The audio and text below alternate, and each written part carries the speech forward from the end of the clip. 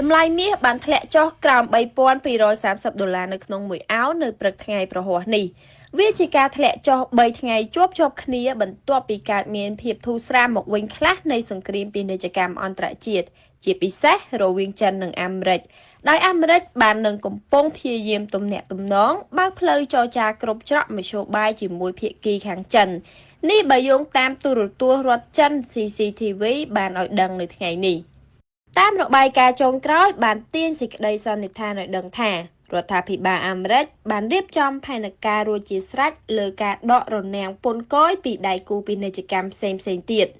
ទៅពេលនេះលោកដូណាល់ត្រាំកាលពីថ្ងៃអង្គារក៏បានដាក់ប័ណ្ណបញ្ជាឲ្យដកពន្ធ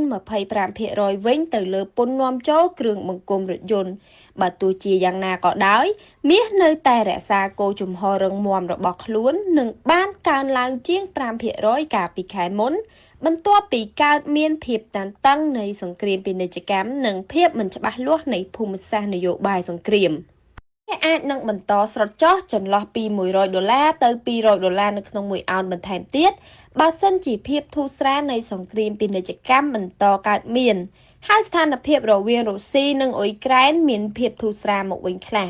នេះបើយោងតាមការលើកឡើងរបស់លោកម៉ាសារឿនប្រធានប្រឹក្សាជាន់ខ្ពស់ផ្នែកវិនិយោគមាសប្រចាំក្រុមហ៊ុន BAC Market លោកបានបន្ថែមថាមាសអាចស្រោចចុះចន្លោះពី$100ទៅ$200ក្នុងមួយអោនបន្ថែមទៀតបើសិនជាសភាពការទូទៅមានភាពធូរស្រាលជាពិសេសរឿងសង្គ្រាមពាណិជ្ជកម្មហើយនឹងស្ថានភាពសង្គ្រាមរវាងរុស្ស៊ីនិងអ៊ុយក្រែនហើយសម័យខ្ញុំក៏បានបដិយោបល់លោកវិចេញចោលភ្លាមដែរឃើញថាតម្លៃហាងឆៃមាសបានស្រោចចុះជិត$100ក្នុងមួយអោនការធ្លាក់ចុះនេះក្រោយពីមានភាពធូរស្រាលនៃសង្គ្រាមពាណិជ្ជកម្មរវាងសហរដ្ឋអាមេរិកនិងដៃគូពាណិជ្ជកម្មផ្សេងទៀតហើយមានតម្រូវថានឹងអាចមានការថយពន្ធមកវិញទៅលើពាណិជ្ជកម្មរវាងចិននិងអាមេរិកបូករួមទាំងមានកិច្ចព្រមព្រៀងការចរចាលើអាជីវកម្មរ៉ែកម្ររវាងអ៊ុយក្រែនហើយនិងសហរដ្ឋអាមេរិកផងដែលអ្នកជួញដូរអ្នកវិនិយោគហាក់បង្ហាញមានភាពសង្ឃឹមថានឹងអាចមានការចរចាបត់ច្បាញ់ឬក៏បញ្ចប់សង្គ្រាមក្នុងពេលខាងមុខធ្វើឲ្យទីផ្សារមានសភាពធូរស្រាលមកវិញ